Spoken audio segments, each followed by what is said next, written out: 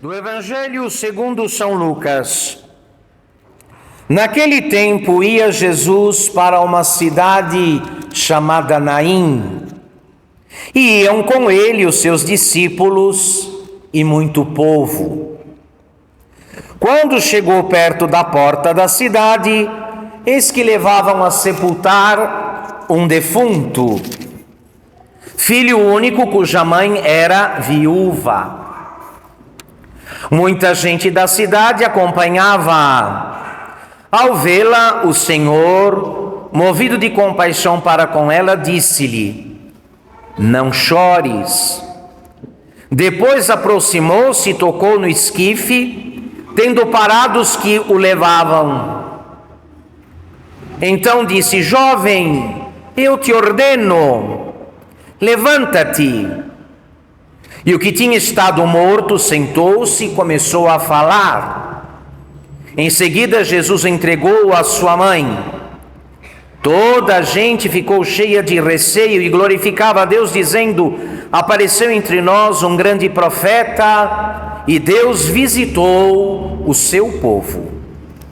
Em nome do Pai, e do Filho, e do Espírito Santo.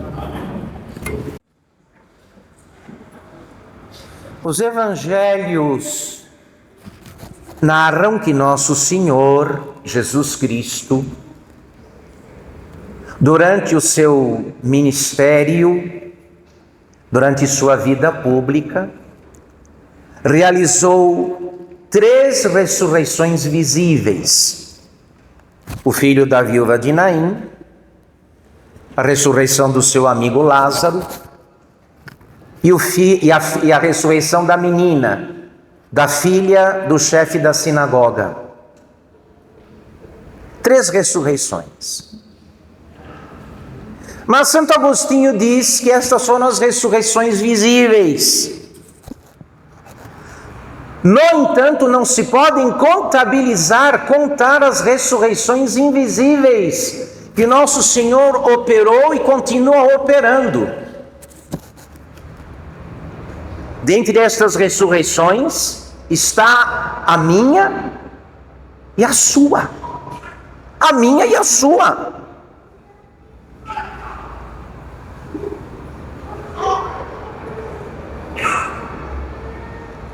Levantar alguém da morte física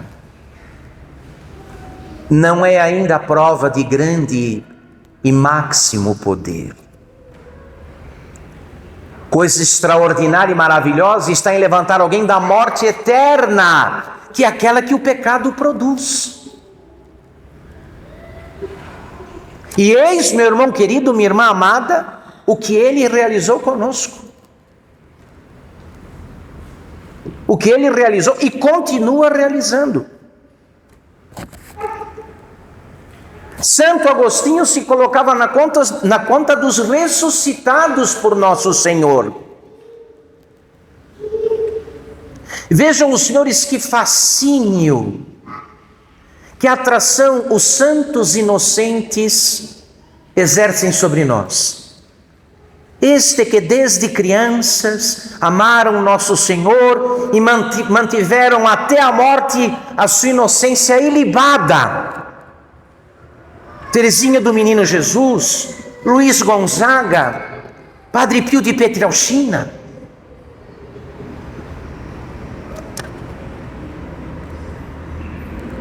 Agora, estes grandes pecadores que nosso Senhor levantou da morte do pecado, tirou do antro da morte dos pecadores, servem para nós de estímulo.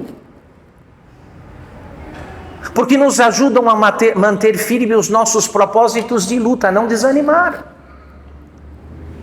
Santo Agostinho foi um deles. Santo Inácio de Loyola, outro. Homens cuja vida era reprovável, sobre diversos aspectos. Mas um dia nosso Senhor tocou neles como tocou hoje no esquife do filho da viúva de Naim. E disse: surge, levanta, levanta. Então nós não devemos desanimar,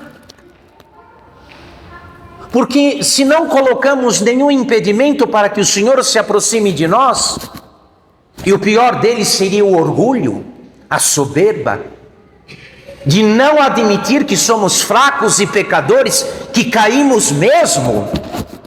Se não colocamos esse tipo de obstáculo, o Senhor pode dizer a nós: surge, levanta.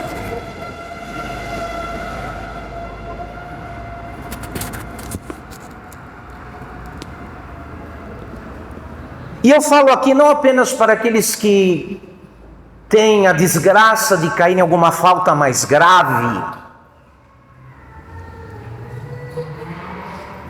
A coisa é que todos nós, várias vezes por dia, precisamos de algum tipo de ressurreição, porque falhamos, ainda que em pequenas coisas.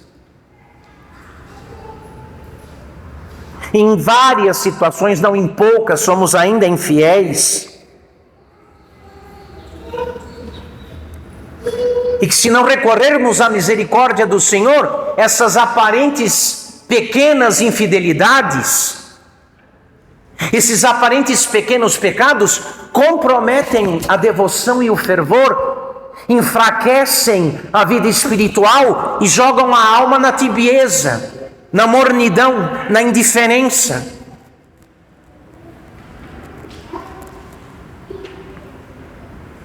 Então, todas as horas precisamos ressuscitar.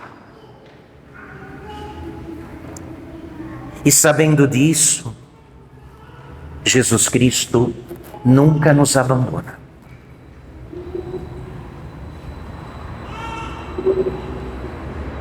Quem sabe dessa realidade muito melhor do que nós é Ele. Por isso nunca abandona aquele que, apesar de sua miséria e de sua fraqueza,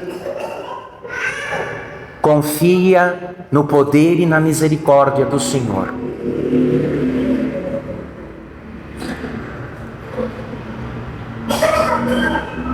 Todos os dias e a todas as horas temos necessidade de ressuscitar. No entanto, muitas vezes não temos força para isso. Mas Ele está perto. Nosso Senhor, porque nos ama, está perto. E se o invocarmos, Ele nos tocará com a sua graça. Derramará em nós novo vigor, nos encherá de coragem para não abandonarmos o caminho da perfeição.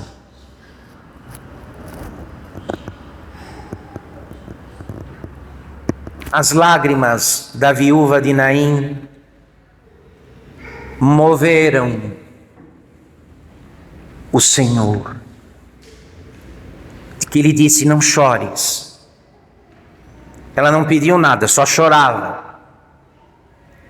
Ele se adiantou, lhe disse: não chores, tocou no esquife e ressuscitou o moço. Também as lágrimas do nosso coração penitente vão impetrar cada dia, vão alcançar de Deus cada dia a sua misericórdia e o seu amor.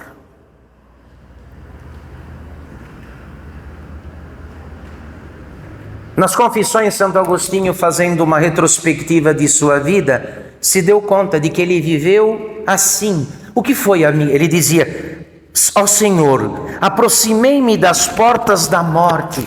Minha vida foi estar no limiar da morte a todo momento. Eu estava a um passo de me precipitar no abismo dos infernos para sempre. E no entanto, vós vos colocastes entre o inferno e mim.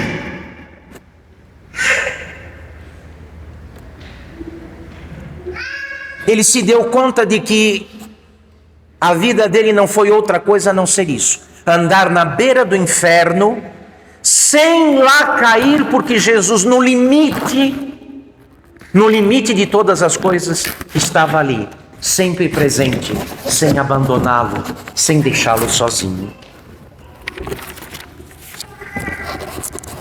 E vai mais longe, ele: retirastes-me muitas vezes também da morte do corpo, ó meu Salvador.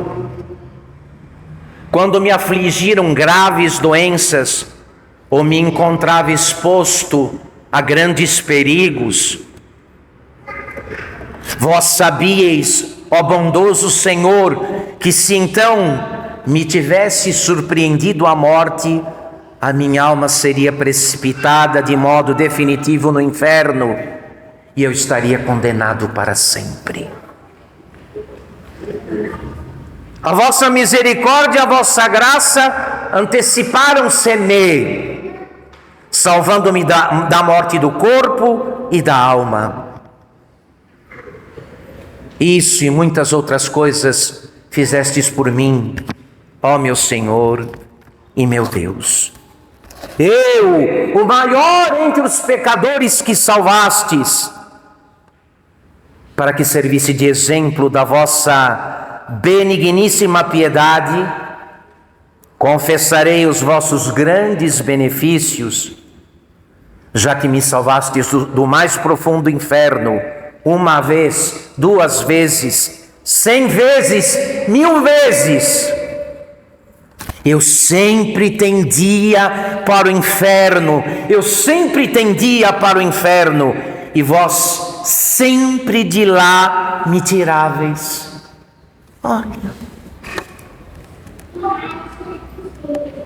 eu sempre queria cair lá, e vós sempre me tiráveis de lá. Quando com justiça me teríeis 1000 vezes condenado, se assim tivesseis querido. Poderias ter me condenado, e seria justo que me condenasseis, que me tivesseis condenado, mas não fizestes assim. Me salvastes e me resgatastes, ó Deus de bondade. Amais as almas, essa é que é a verdade. Amais as almas dos pecadores e dissimulais os pecados dos homens, a fim de que façam penitência ao Senhor meu Deus, muito misericordioso em todos os vossos caminhos.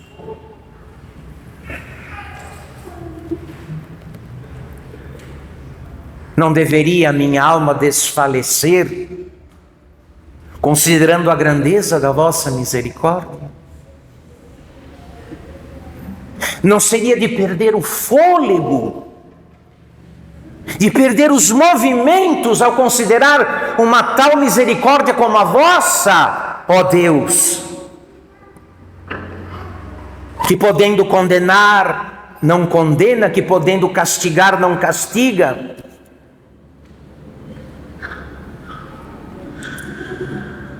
Toda a minha vida que perecia na minha miséria, ressuscitou na vossa misericórdia.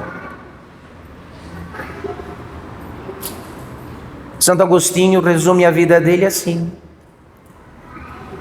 toda a minha vida que perecia na minha miséria, ressuscitou na vossa misericórdia. Eu estava todo morto e todo me ressuscitastes. Seja, portanto, vosso tudo que existe em mim, porque todo me ofereço a vós.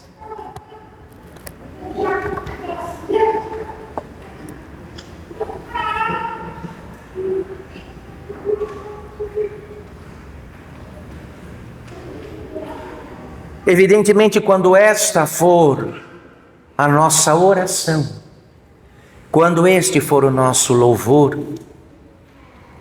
quando, como num espelho, pudermos contemplar a nossa própria vida, a nossa própria existência, refletida nas palavras deste pai da igreja, que foi Agostinho de Hipona, então vamos entender bem o que somos e quem é Deus. O que são os nossos pecados e o que é a divina misericórdia. Em nome do Pai, do Filho e do Espírito Santo.